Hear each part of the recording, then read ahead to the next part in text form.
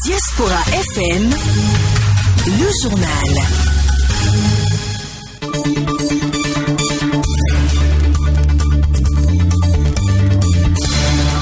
Bonsoir à tous, bonsoir à toutes et bienvenue dans cette session d'information. Les titres. Les questions liées à l'eau et à la résilience climatique au cœur d'un atelier à Cotonou, c'est dans le cadre du volet gouvernance du projet Omi Delta. Les stagiaires du 17e cours d'état-major de l'École nationale supérieure des armées ANSA ont reçu ce matin leur parchemin. La cérémonie s'est déroulée à Porto-Novo. Au moment où l'Algérie et le Maroc traversent une crise diplomatique, l'Organisation de la coopération islamique et la Ligue arabe, l'Arabie saoudite et la Libye ont appelé les deux pays voisins au dialogue et à la retenue ce mercredi. Ce sont là les grandes articulations de cette édition. Merci de votre aimable attention. Gérard Roussa, la mise en onde. Corneille Haïssé. Bienvenue à toutes et à tous. Démarrage ce jour à Cotonou de l'atelier de partage de connaissances du volet gouvernance du projet Omi Delta. Pendant 2 jours, les acteurs de la mise en œuvre du programme vont discuter des questions liées à l'eau et à la résilience climatique. Suivant le compte rendu de la cérémonie d'ouverture des travaux avec Aimé Juste Desfodji. Les acteurs du programme Omi Delta sont en atelier de partage de connaissances du volet gouvernance du dit programme. Un programme élaboré et mis en œuvre par le Partenariat national de l'eau du Bénin, l'ONG Alcré et Social Watch Bénin avec l'appui technique et financier des Pays-Bas. Les grands défis nécessitent des solutions durables qui ne peuvent être atteintes qu'avec une approche inclusive et une gestion communale transparente envers la population. Le conseil communal et le gouvernement central. Mais la mise en œuvre des solutions durables veut aussi dire l'ancrage dans les habitudes, dans l'entretien des ouvrages. Pendant 2 jours, les participants à cet atelier de partage de connaissances du volet gouvernance du programme Omi Delta vont discuter des acquis et leçons à tirer de sa mise en œuvre. Nous sommes ici ce jour pour partager les résultats, les acquis, les leçons et les bonnes pratiques de la mise en œuvre de ce projet. Je voudrais vous inviter à apporter vos contributions, dont je ne doute point de la qualité, vu les compétences de chacun ici présent pour de meilleures perspectives d'utilisation des résultats et leçons apprises de la mise en œuvre de ce projet sur l'ensemble du territoire national. Le volet gouvernance du programme Omi Delta contribue au renforcement des capacités des structures de concertation ou de veille pour le respect des droits humains liés à l'eau et à l'amélioration de la résilience climatique. Les stagiaires du 17e cours d'état-major de l'École nationale supérieure des armées ANSA ont reçu ce matin le parchemin. La cérémonie de sortie qui s'est déroulée dans l'enceinte de l'institution à Porto-Novo est présidée par le chef d'état-major des forces armées béninoises. Au nombre de 27, ces officiers, désormais mieux outillés, viennent de plusieurs pays, à savoir le Bénin, la Côte d'Ivoire, le Congo, le Sénégal et le Niger. Écoutons Lev Stano Adam Hodé, commandant de l'École nationale supérieure des armées, et Patrick Jean-Baptiste Sarro, chef d'état-major des forces armées béninoises. Propos recueillis par Ici Seti. Pour la première fois dans l'histoire des forces armées béninoises, les stagiaires du 17e DEM, de même que plusieurs officiers supérieurs des forces armées et de défense et de sécurité et d'autres personnalités civiles ont suivi les cours universitaires devant leur donner droit au Master 2 en études stratégiques, sécurité et politique de défense, soit au total 16 modules de 25 heures chacun, dispensés par d'éminents enseignants tant béninois qu'étrangers, couvrant les unités d'enseignement telles que la pensée stratégique, la politique de défense et de sécurité, la défense et le renseignement, l'armée, les conflits et la sécurité. À vous, stagiaires, nouveaux diplômés d'état-major, je vous invite à suivre scrupuleusement et à appliquer les conseils de votre commandant école. Je vous demande, pour ma part, de garder en mémoire que ce parchemin n'est qu'une présomption de connaissance et qu'il vous reviendrait de vous démener chaque fois que vous serez en situation pour être à la hauteur des attentes de vos supérieurs. Ce n'est qu'à ce prix que vous montrerez digne de votre nouveau statut d'officier d'état-major. 18 procureurs de la République des causes et tribunaux de première instance et les 12 directeurs départementaux de la police républicaine participent à un atelier d'évaluation de l'extension du centre de documentation de sécurité publique. Le ministre de l'Intérieur de la Sécurité publique a officiellement lancé les travaux hier dans un hôtel à Cotonou. Compte rendu.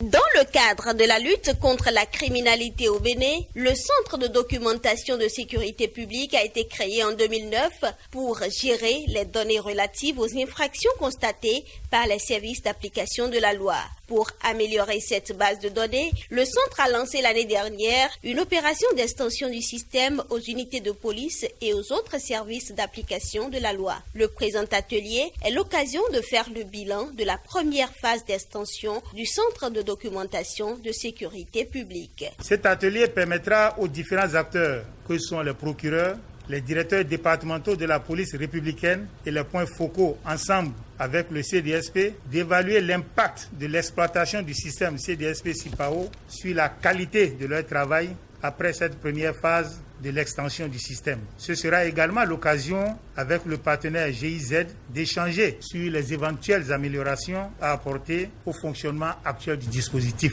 La majorité des unités de police au Bénin peut aujourd'hui consulter la base pour saisir, lire ou exploiter des informations sur les crimes et rechercher les auteurs des infractions. Le directeur général de la police républicaine, Soumaïla Yaya, s'en réjouit. L'extension du système CDSP-CIPAO dans les autres services chargés de l'application de la loi vient à point nommé, puisqu'elle va non seulement faciliter les échanges d'informations, mais aussi améliorer la qualité de ces informations grâce à l'implication de tous. Grâce à la coopération allemande, à travers la GIZ, 134 nouveaux terminaux ont été installés entre fin 2020 et le 31 juillet 2021. Pour l'ambassadeur de la République fédérale de l'Allemagne, Michael Derus, c'est bon signe. J'ai été très impressionné que dans le cours jusqu'ici d'un programme qui va entre 2019 et 2022, presque la moitié de l'installation des terminaux a déjà été achevée. C'est un très très bon signal et ça va déjà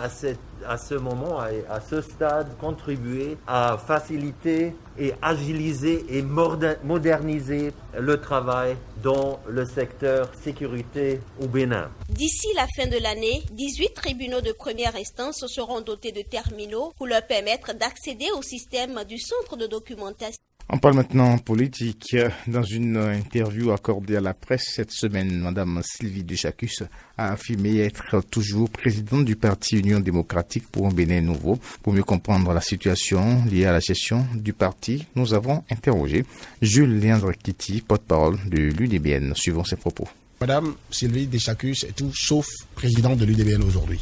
Le 24 juillet 2021, à l'Infosec, il y a eu une réunion du Haut Conseil du parti élargie à toutes les instances dirigeantes du parti et au terme d'un débat où, je précise, la parole lui a été donnée plus d'une fois pour s'expliquer sur des actes totalement contraires au test du parti qu'elle a eu à poser à peine installée dans les fonctions de présidente. Au cours de ces débats, elle a reconnu des faits qui lui sont reprochés, en grande partie, bien sûr. Mais si vous reconnaissez ces faits sont qualifiés de fautes lourdes après. Et les instances qui, au terme des tests qui régissent le parti, décident de vous décharger de vos fonctions de présidente du parti. Et lorsque la décision a été notifiée le même jour, elle était encore dans la salle. Elle en a tacitement pris acte. Et cette décision lui a été notifiée par voie d'huissier.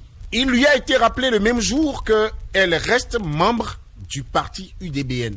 Donc, elle a statut de militante. Le ministère de l'Agriculture, de l'Élevage et de la Pêche alerte sur la résurgence du virus de la grippe aviaire dans certaines localités du Bénin.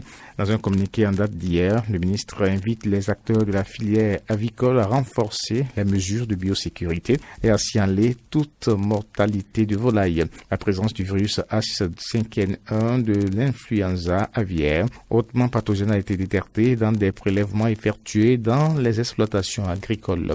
Avicole de Tohoué, commune de Sélimpodi, et de Panrou, commune d'Abou-Mekalavi, à l'aide d'un communiqué du ministère de l'Agriculture, de l'Élevage et de la Pêche, la suspicion de l'influenza aviaire a été notifié le 20 août 2021 à l'Organisation mondiale de la santé animale.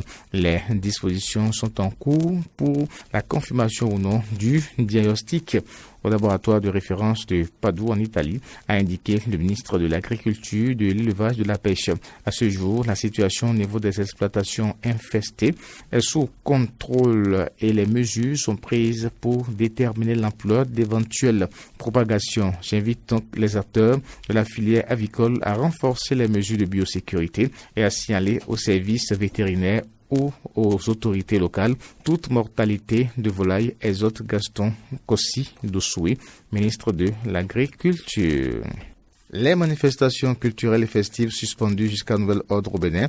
En raison de la recrudescence des cas graves de Covid-19 au Bénin, le comité interministériel de gestion de la crise sanitaire Covid-19 a décidé de la suspension de toutes les manifestations culturelles et festives sur toute l'étendue du territoire national. La décision est intervenue hier à la suite de la séance de concertation tenue mardi avec les promoteurs des événements culturels. Et puis avant de passer à l'information du Bénin, dans un message adressé à ses compatriotes, le chef de l'État, Patrice Talon, a exhorté le peuple béninois à prendre conscience de la recrudescence des cas de Covid-19. Il a invité dans son message chaque Béninoise et chaque Béninois, ainsi que les résidents à aller se faire vacciner contre la Covid-19. Voici ce que pensent les Béninois de ce message du président Patrice Talon. Affaire de coronavirus là, je vois que non, que c'est important de se vacciner au fait parce que le virus circule toujours. Même si la pandémie n'est pas assez élevée, les taux ne sont pas assez élevés, mais le virus circule toujours. Donc c'est de la main le chef de l'État a invité les jeunes à se vacciner déjà, c'est déjà une bonne chose parce que à travers ça déjà on peut s'en sortir. D'aller me vacciner, mais hier même là, il a fallu me vacciner, mais je n'avais pas eu le temps quoi. Et vers le port, j'ai vu déjà qu'au port autonome de Cotonou déjà, les vaccinateurs sont déjà là, vacciner les gens. Donc je vais me faire vacciner. La pandémie, il faut se vacciner et c'est très bien. C'est sur ce temps, dans la semaine, j'irai me faire vacciner comme le fait. Puisque mes grands-pères ont déjà fait, puisque mon grand-père était sportif, mais lui-même nous a dit d'aller le faire, mais c'est à cause du temps. Mais comme notre gouvernement, notre président, il a dit, donc j'irai me faire vacciner pour l'honorer. J'invite aussi la population à faire diligence pour pouvoir aller faire vacciner parce que le Covid-19 existe vraiment et ça tue. Les nouvelles africaines et internationales.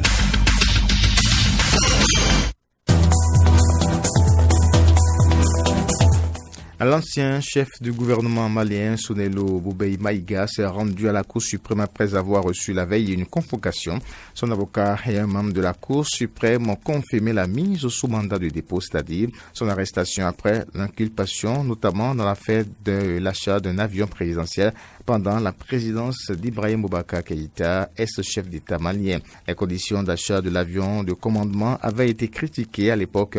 Des rapports de la Cour des comptes et du vérificateur général avaient épinglé des surfacturations et de nombreuses anomalies. Au Tchad, la première visite d'une délégation libyenne depuis la mort du président Idriss Déby d'actualité. À travers cette rencontre, N'Djamena a annoncé sa volonté de relancer l'accord quadripartite entre la Libye, le Soudan, le Niger et le Tchad. Si en 2018, cet accord doit permettre la mise en place d'une force mixte pour la sécurisation des frontières. La frontière tchado-libyenne poreuse s'étend sur plus de 1000 km où groupes armés djihadistes circulent. Toujours en Afrique, 3 policiers et un agent de sécurité privée ont été tués hier dans une fusillade non loin de l'ambassade de France dans la capitale économique tanzanienne, a annoncé un responsable de la police.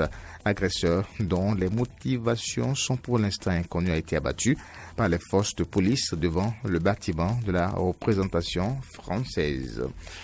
Et puis au moment où l'Algérie, le Maroc traversent une crise diplomatique et l'Organisation de la coopération islamique, la Ligue arabe, l'Arabie saoudite, la Libye ont appelé les deux pays voisins au dialogue et à la retenue mercredi. Relation à peine rompue, la situation entre l'Algérie et le Maroc alimente déjà de vives discussions dans le monde arabe basé à Jeddah. L'OCI a appelé les deux pays au dialogue pour résoudre les divergences éventuelles selon un communiqué.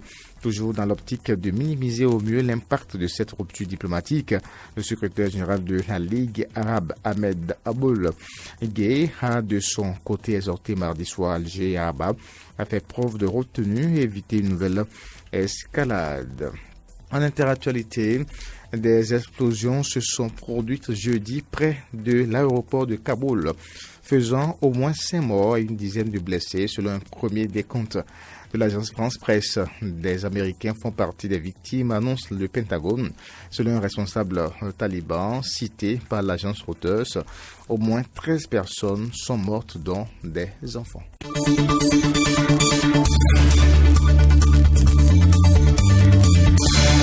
Mesdames, Messieurs, Diaspora Info Soir, Stop FM, merci de votre aimable attention. À la mise en onde de Gérard Ronsa, chef d'édition Albéric Dochabon, présentation Corneille Haïssé. Merci à toutes et à tous, bonne soirée chez vous et à demain.